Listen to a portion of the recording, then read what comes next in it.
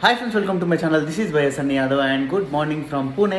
So ఈరోజు అయితే మాత్రం మనం పూణే నుంచి అగైన్ మళ్ళీ బ్యాక్ టు హైదరాబాద్ వెళ్ళిపోతున్నాం. ఫస్ట్ నేను ఇక్కడ పూణే పక్కన కొన్ని ప్లేసెస్ ఉన్నాయి, ఎక్స్ప్లోర్ చేద్దామని అనుకున్నా, కానీ టైం సరిపోవట్లేదు అనమాట. నాకు తర్వాత కొన్ని ప్లాన్స్ ఉన్నాయి, అవన్నీ క్యాలిక్యులేట్ చేసుకుంటే ఎక్స్ట్రా అయిపోతుంది టైం. ఎందుకంటే మళ్ళీ ఇది అయిపోయిన తర్వాత మళ్ళీ మన డైరెక్ట్గా ఇక్కడ నుంచి ఆస్ట్రేలియా వెళ్ళాలి కదా. అంటే ఒకవేళ మళ్ళీ ఒక ట్విస్ట్ వచ్చింది, ఆ ట్విస్ట్ ఏంటనేది మీకు వీడియో చూస్తేనే అర్థమవుతుంది. మన బైక్స్ కూడా ఆస్ట్రేలియాకి షిప్పింగ్ అయిపోయినాయి. నాకు తెలిసి ఇప్పుడు సముద్రం మధ్యలో ఉన్నాలో రెండు బైక్స్ కూడా కస్టమ్ క్లియరెన్స్ అక్కడ ఎవరు మాకు ఏజెంట్ దొరకలేదు ఇప్పటి వరకు. అయితే మేమే వెళ్ళి అక్కడ కస్టమ్ క్లియరెన్స్ చేసుకోవాలన్నమాట. అక్కడ వాళ్ళని చేయమంటే 2.5 లక్షలు 3 లక్షలు అడుగుతున్నారు ఇద్దరికి కలిపి. అదేదో మనమే వెళ్ళి చేసుకుంటే ఆ డబ్బులు కూడా సేవ్ చేసుకోవచ్చు. కానీ మనకి ఎట్లా చేసుకోవాలి ఏంటనేది ప్రాసెస్ తెలియదు. ఇంతకుముందు చేసుకున్న వాళ్ళని చెప్పమంటే వాళ్ళు రిప్లై కూడా ఇవ్వట్లేదు అనమాట. ఇక్కడ రూమ్ది చెక్అవుట్ టైం కూడా అయిపోయింది. 11 AM కి చెక్అవుట్, 11:15 అయింది. సో ఇంక మనం ఏం లేట్ చేయకుండా ఈ రోజు మన రైడ్ ని స్టార్ట్ చేసేద్దాం. Okay yeah, bedroom one. Yes, I checked in the remote but it's not working. Yeah. Why didn't you call me yesterday? Now where are you going? Hyderabad. Okay, you are going back to Hyderabad again. Yeah. Okay. Have a safe journey. Thank you, bye. ఆయన అపార్ట్మెంట్లోనే ఇప్పుడు 2 days ఉన్నది. ఎన్ని kilometres చూపిస్తుంది? 560 కిలోమీటర్ల. దేవుడా, night 10 అవుతుందంట మనం వెళ్ళేసరికి. చూద్దాం ఎప్పటికల్లా పోతాం. 10:22 చూపిస్తుంది ఎస్టిమేటెడ్ టైము. 21 అయింది మళ్ళీ. సరే 10:20 అనుకోండి. కరెక్ట్గా ఇప్పుడు మనం ఎక్కడైతే స్టే చేస్తున్నాం అపార్ట్మెంట్స్, డైరెక్ట్గా అక్కడికే పెట్టేసిన నావిగేషన్. కొంచెం అవుట్స్కట్స్కి వెళ్ళిన తర్వాత మళ్ళీ ఒకసారి ట్యాంక్ ఫుల్ కొట్టించుకోవాల్సి వస్తుందేమో. అదే కుర్కుంబ్ అని ఉంటుంది కదా, మన షిరిడి నుంచి వచ్చేటప్పుడు నైట్ ఒకసారి స్టే చేసినాక ఆ ఏరియా పోయినాక ఒక ఫ్యూయల్ స్టాప్, కర్ణాటకలో ఇంకొకటి, మన తెలంగాణ ఎంటర్ అయిన తర్వాత ఇంకొకటి. 2.5 ఫ్యూయల్ స్టాపులు పడుతుంది. ఇంకా 2 సార్లు చేపిస్తే చాలు. మహారాష్ట్రలో ఒకసారి అంతే, ఇంకా కర్ణాటకలో ఒకసారి. తెలంగాణలో అవసరం లేదు. కరెక్ట్గా మంచిగా ట్రాఫిక్ ఉన్న టైంలో పోతున్నాం. మనకి దగ్గరే కాబట్టి మియాపూర్ మనం ఎక్కువ దూరం కూడా ట్రావెల్ చేయాల్సిన అవసరం లేదు. అవుటర్ రింగ్ రోడ్ నుంచి ఒక 15-20 కిలోమీటర్లు పోతే చాలు. బయటికి వెళ్ళేంత వరకు నావిగేషన్ పెడతా, తర్వాత అవసరం లేదు మనకి. స్ట్రైట్ ఒకటే రోడ్ కాబట్టి. ఇక్కడ చూడండి, లోనావాలా 39 అంట, జస్ట్ 39 కిలోమీటర్లు. One of the beautiful place Lonavala కూడా. సాటర్డే సండే అయిందంటే ఈ మధ్య ఒక 1 year నుంచి 2 years నుంచి లోనావాలాలో అసలు మొత్తం ట్రాఫిక్ జామ్ అయిపోతుంది. ఇక్కడ ముంబైలో ఉండే సాఫ్ట్వేర్ ఎంప్లాయీస్, పూణేలో ఉండే సాఫ్ట్వేర్ ఎంప్లాయీస్కి అందరికీ కూడా మంచి ఒక బెస్ట్ ప్లేస్ కావాలనుకుంటే అది లోనావాలా. చిల్ అవ్వడానికి దగ్గరలో ఉన్నది వాళ్ళకి అదే. పూణేలో కూడా చూడండి మెట్రో ఉంది, సేమ్ మన హైదరాబాద్లో ఉన్నట్టుగానే. నాగ్పూర్లో మెట్రో ఉంది, ముంబైలో మెట్రో ఉంది, మహారాష్ట్రలో 3 స్టేట్లలో మెట్రో ఉంది. తెలంగాణకి మొన్న వచ్చింది అంతే మనకి, ఒక 4 years 5 years బ్యాక్ అంతే తెలంగాణ స్టేట్ వచ్చిన తర్వాత. ఇంకా అటు సైడ్ విజయవాడలో రావాలి మెట్రో, వైజాగ్లో రావాలి, ఇంకా వరంగల్ దగ్గర కూడా రావచ్చు. పెద్ద పెద్ద సిటీస్లో కూడా పెట్టాలి. ఇంకా డెవలప్ కావాలి మన తెలుగు స్టేట్స్. చాలా అత్యంత ఎక్కువ జీడిపిని ఇచ్చేది మన సౌత్ స్టేట్సే, కానీ అసలు ఏం డెవలపే చేయరు మన వీళ్ళైతే. బోసారి అంట స్టేషన్ పేరు. వెరైటీగా ఉందేందో స్టేషన్ ఇది. ఈ మెట్రోది పిల్లర్ ఉంటుంది చూసారు కదా, ఒక దగ్గర ఇట్లా హైట్ అవుతుంది, ఒక దగ్గర ఏమో మళ్ళీ నార్మల్ అవుతుంది. ఇక్కడ ఫ్లైఓవర్ వచ్చింది, అందుకని అది హైట్ వెళ్ళిపోయింది. మనకి కరెక్ట్ గంట పడుతుంది ఇంకా పూణే సిటీ మొత్తం క్రాస్ చేయాలంటే. నేను బయలుదేరి ఇప్పటికీ కరెక్ట్గా గంట సేపు అయింది, అయినా సరే ఇంకా పూణేలోనే ఉన్నా. పూణే ట్రాఫిక్ మామూలుగా లేదు అసలుకి. సిటీ కూడా ఎంత పెద్దగా ఎక్స్పాండ్ అయిపోయింది అసలు. పిల్లగాడు ఎవరో కప్పగంతలు వేస్తున్నాడు. ఇంత ఘోరంగా అయిన ట్రాఫిక్, అడ్డంగా బుక్ అయిపోయినా.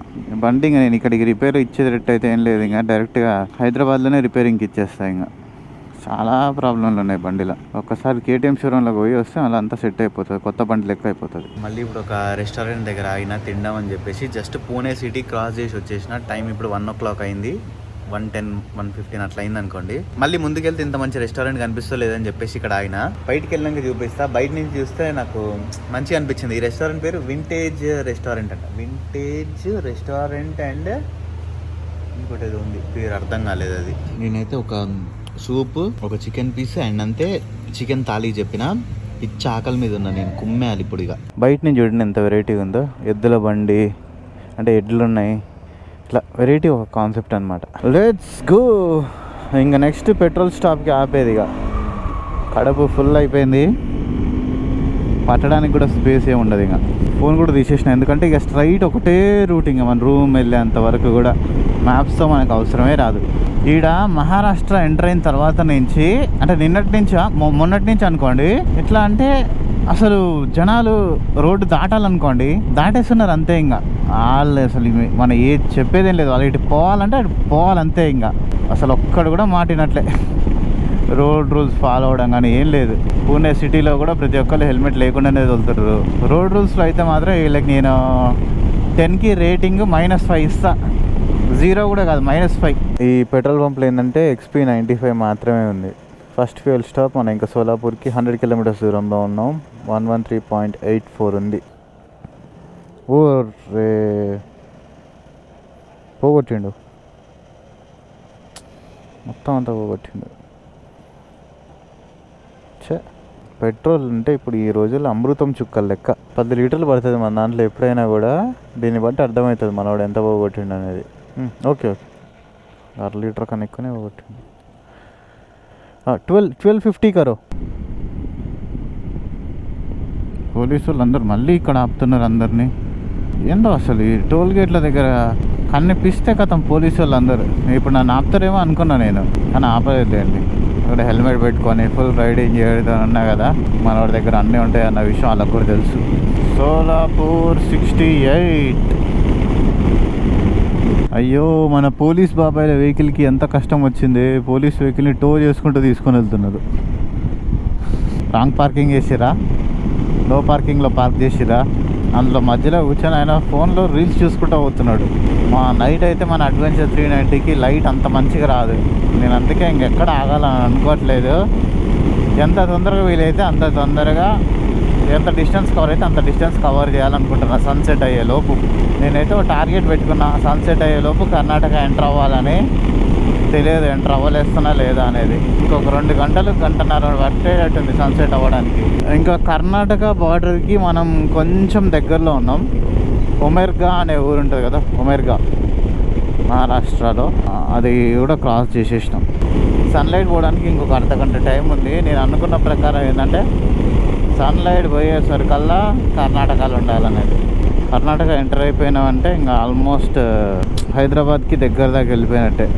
అసలు ఇక్కడ బైక్ రైడ్ చేసే వాళ్ళకైనా, ఆటో తోలే వాళ్ళకి ఎవ్వరికి కూడా కొంచెం అంటే కొంచెం బేసిక్ కామన్ సెన్స్ ఉంటుంది కదా, ఆ బేసిక్ కామన్ సెన్స్ కూడా లేదు వీళ్ళకైతే.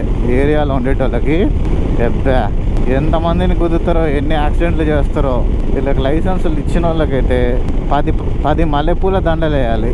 సుస్సు అర్జెంటుగా వస్తున్నది, కానీ మన టార్గెట్ కంప్లీట్ అయ్యేంత వరకు ఎక్కడ ఆపేదే లేదు. ఊరి నాయన గుంటలు అయితే హైవే మధ్యలో సడన్గా వస్తున్నాయి. సన్సెట్ అయ్యేకల్లా మనం కర్ణాటక రావాలనుకున్నాం కదా, అండ్ కర్ణాటక లోపలికి కూడా వచ్చేసినాం. ఓ గుంటలు మాత్రం గుబ అంటున్నాయి. Welcome to Karnataka. ఒక 90 కిలోమీటర్లు 80 కిలోమీటర్లు కర్ణాటకలో. ఒక ఫ్యూయల్ స్టాప్ అయితే పడుతుంది. ఫస్ట్ ఒక ఛాయ్ తాగుదాం ఎక్కడైనా ఆపి, కొంచెం రిలాక్సింగ్గా ఉంటుంది. కర్ణాటక వచ్చిన తర్వాత ఫస్ట్ ఫ్యూయల్ స్టాప్. ఇక్కడ కూడా ఒక చిన్న కుక్కపిల్ల తిరుగుతుంది, అలా తల్లి దగ్గరికి వెళ్ళిపోయింది. అది 104 ఉంది ఇక్కడ పెట్రోల్. 1020 ఇస్తా. తెలుగు వచ్చా? नहीं आते? ओनली कन्नड़ा हिंदी? आप कहाँ से? कर्नाटका से. इधर सब लोगों को आएगा तेलुगु? सब लोग అంటే అందరికీ కదా, కుచ్ అనాలట్టుంది. కుచ్ లోగోంకో ఆయేగా. బ్యాగ్ కరెక్ట్ ఉందా? అగోండి వాటర్. ఇప్పుడే అక్కడ చాయ్ బ్రేక్ తీసుకున్నా. న్యూట్రల్లో ఉంటేనే స్టార్ట్ అవుతుంది. గూగుల్ టైం 10:21కి చూపించింది కదా మనకి, నైట్ రీచ్ అవుతా అని చెప్పేసి. కరెక్ట్గా నేను ఇంటికి వచ్చేసరికి 9:21 అయింది. అంటే ఒక 1 అవర్ మాత్రమే ముందుకు వచ్చిన నేను. అంటే మధ్యలో ఒక దగ్గర ఒక 2 టైమ్స్ బ్రేక్ తీసుకున్నా. ఎందుకంటే ఎప్పుడైతే సన్సెట్ అయిపోయిందో దాని తర్వాత నేను బ్లాగ్ కూడా చేయలేదు. ఎందుకంటే మన బండికి ఫాగ్ లైట్స్ ఎక్స్ట్రా లేవు కదా. ఏంటంటే ఈ రోడ్డు మధ్యలో అక్కడక్కడ సడన్గా గుంటలు వస్తున్నాయి. బండిది సస్పెన్షన్ కూడా అంత బాగాలేదు. స్పీడ్ వస్తుంది అనుకోండి, సడన్గా నాకు గుంట కనిపిస్తుంది. గుంటలో గుద్దిన అంటే ఏం లేదు, వెనక సీటు టపటపటప అని అదురుతుంది. అందుకని చెప్పేసి ఇంకా నేను 80-90లో మంచిగా కార్డోలో సాంగ్స్ పెట్టుకుంటూ చిన్నగా వచ్చేసిన. అందుకని చెప్పేసి నేను గూగుల్ టైం అయితే బీట్ చేయలేదు. గూగుల్ టైం కన్నా ఎప్పుడైనా మనం ఎంత ఒక 3 hours 4 hours అట్లా బీట్ చేస్తాం కదా, ఈసారి జస్ట్ 1 hour మాత్రమే బీట్ చేసినాం. మధ్యలో ఇంకొక మిస్టేక్ ఏమైందంటే, మియాపూర్ కి స్ట్రైట్ రోడ్ కదా, స్ట్రైట్ రోడ్ కాకుండా ఒక రోడ్ చూపించింది అనమాట నాకు, ఇట్లా కొంచెం వెరైటీ రోడ్ అని.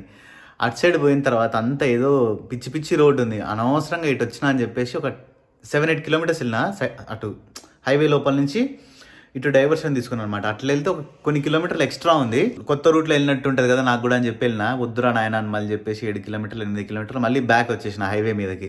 సో అక్కడ కొంచెం టైం వేస్ట్ అయిపోయింది అంతే. మళ్ళీ ఎప్పుడైతే సిటీ ఎంటర్ అయినో అప్పుడు మన సబ్స్క్రైబర్స్ 5 members 4 members కలిసిరు, వాళ్ళతో కొంచెం సేపు మాట్లాడినా, ఫొటోస్ దిగినాం.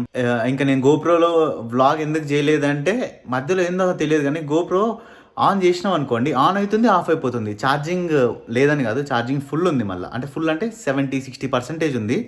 ఎందుకంటే నేను పూణే నుంచి వచ్చేంత వరకు కూడా అంత పెద్ద వ్లాగ్ కూడా ఏం చేయలేదు, ఒక 20% అయిపోయింది అంతే. కానీ ఏం ప్రాబ్లమో తెలియదు.